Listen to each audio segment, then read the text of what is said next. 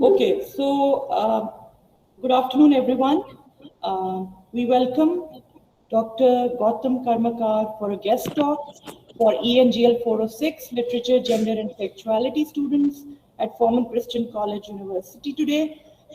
It is a pleasure and an honor, and also I welcome all the guests who've joined this discussion.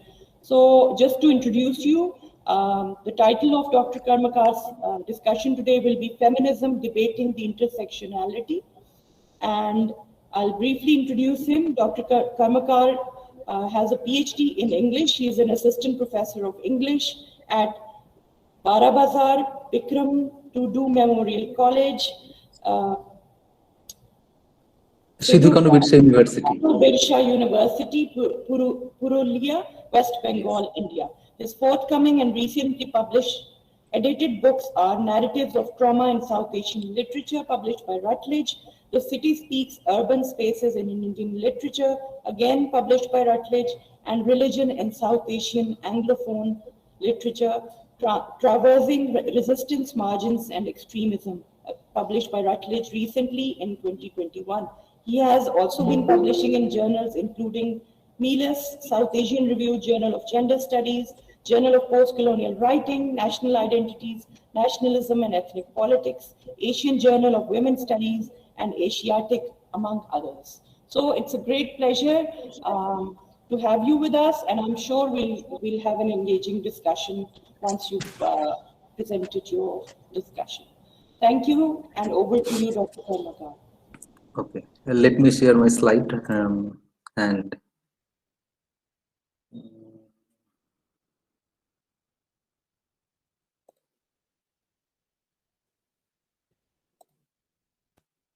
is it visible to all? My slide is visible to all? Yes, at least I can see it. Okay. First of all, thanks a lot and wishing you a very good day ahead. And thanks goes to Dr. Nubba Taj for not only inviting me, but also for doing all the good works on behalf of the Department of English, Forman Christian College University, Lahore, Pakistan. I have recently read and reviewed her co-edited volume, that is Film, Media and Representations in Post-Colonial South Asia. It's published by Routledge and it was a fascinating read. I would like to state that the book is a must-read one for those working on South Asian literature and also on global Anglophone literature in general. Now coming to my talk, the talk is based on feminist intersections and debates. Let me make it clear that it's almost unsurmountable to explicate this extremely loaded term within this 30 to 40 minutes or something like that. So I will try to introduce you briefly with feminism and intersectionalities within this stipulated time. Before going to now talk about this intersectionalities that is associated with third and fourth wave feminism, let us revisit the waves to make things a bit clear for all of us. This is the title of my talk, Feminism Debating the Intersectionality. This is my bio as Nupa has briefly and very effectively introduced me, and thanks a lot for that.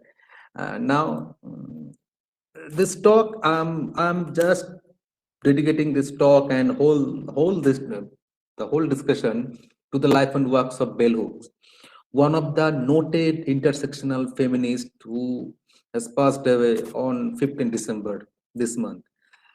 And one of the most noted quotes of Bell Hooks that I like most, that she used to tell that often in my lectures when I use the phrase imperialist, white supremacist, capitalist patriarchy to describe our nation's political system, all the audiences laugh. No one has ever explained why accurately naming this system is funny.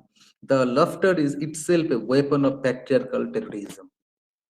It is a very poignant and significant quote. Now, before going to intersectional feminism, let us take a look at the first wave feminism. So while we are talking about the first wave feminism, your students and all of us, those who have joined, they're well known of the fact that feminism is one of the oldest movements in global history. And there is no single definition, but feminism boils down to, and it is generally talking about the ending of gender discrimination and bringing about gender equality in general. Within this goal, there are many types of feminism. And instead of describing them in isolation from each other, feminism can be divided into waves. The wave metaphor is, to some extent, is the most common explanation for feminist movements, though it's not without flaws. It can oversimplify a complicated history of values, ideas, and people that are often in conflict with each other. So, within this simplification and at the same time within this ramification of ideas, one might think that feminist theory is a straightforward architect, but obviously the reality is much messier and much complicated and at the same time much nuanced. There are many sub-movements building on and fighting with each other. That is being said, the web metaphor is a useful point. It doesn't tell the whole story, but it helps outline it. And there are basically four waves. Now I'm talking about the first wave feminism. So it's in the 1930s. Women's movement loses numbers and influence. Many women are indifferent to their newfound right to vote. Women who do not vote work outside the home or participate publicly in political movements are harshly criticized. The depression in results in legislation restricting the employment of married women.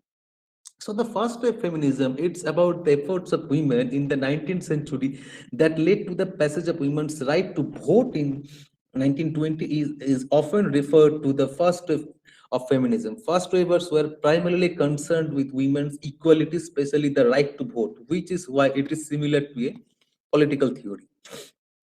So while we are talking about first wave feminism, they have a fairly simple goal that they have the society and they want the society to recognize that women are humans and not property. And while the leaders of the first feminism were mainly abolitionist in nature, their focus was on the white women's right. And the exclusion would haunt feminism for years to come. This is the white women's right.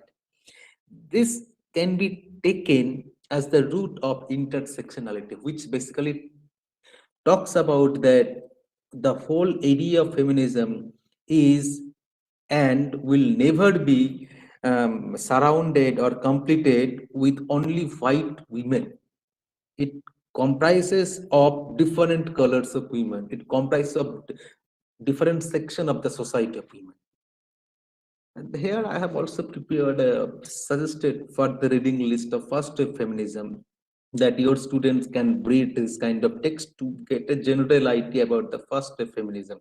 There are many texts, but the text that I have read and the text that are the most popular ones I have described here or I have mentioned here. It's like a Vindication of the Rights of Women by Mary Wollstonecraft, 1791, Seneca Falls Declaration, and I a women, criminals, idiot women and minors, and the remarks by Susan B. Anthony at a trial for illegal voting and a room of one's own, Virginia Woolf.